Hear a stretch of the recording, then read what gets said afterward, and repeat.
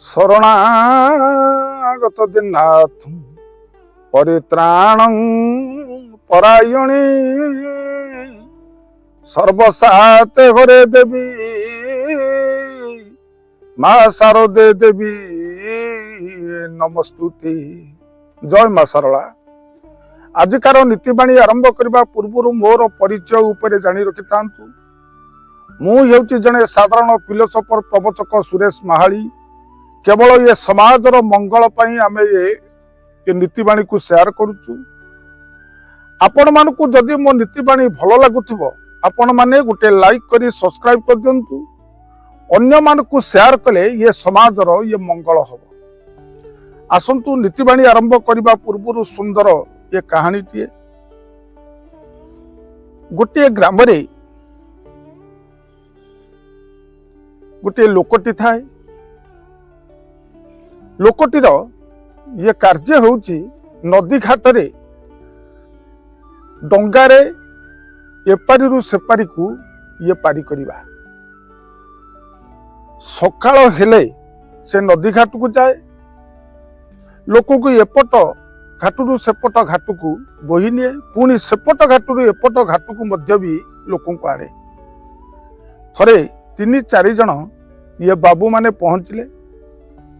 ଲୋକଟି ସେମାନଙ୍କୁ ଡଙ୍ଗାରେ ବସେଇ ପାରି କରୁଥିବା ସମୟରେ ଡଙ୍ଗାଟି ନଦୀର ଅଧାରେ ହେଇଗଲାଣି।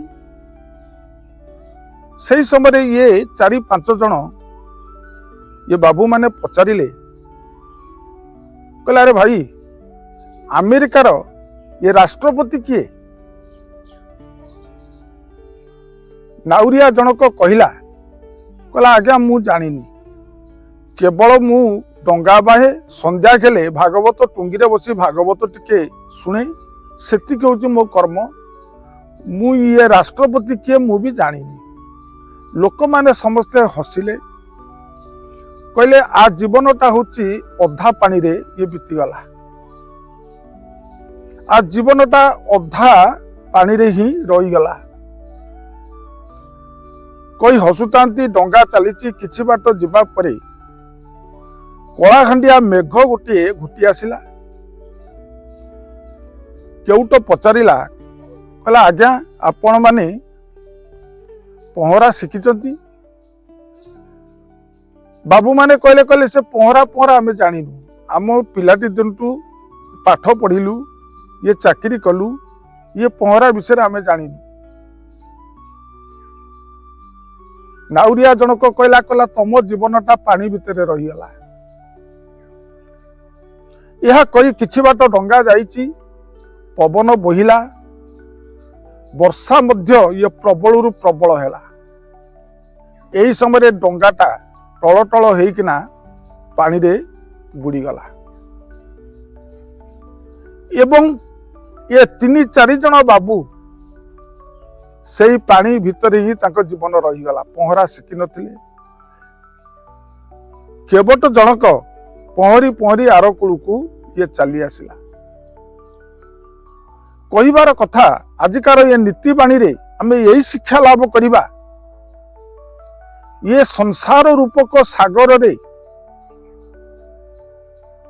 आज्ञा सा विद्या जा विमुक्त। जो विद्यार मुक्ति अच्छे ताको आमे किछि ये पाठ पढ़िबा आवश्यकता, नहेले ये जीवन पानी भितर ही रही जीव।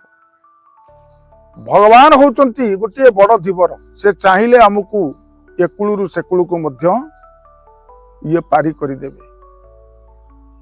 तेणु यही थिला ये नीतिबाणी रो ये निर्जास कथा। आजिकार अनुचिंता गोड़ को जदि बिलेई ये चाटी दिए जानिबे अशुभदायक। गोड़ को जदि बिलेई ये चाटी दब जानिबे अशुभदायक। एतिकी कही मोर नीतिबाणी अनुचिंता को ये शेष करुच्ची। ये प्रणाम। जय जगन्नाथ।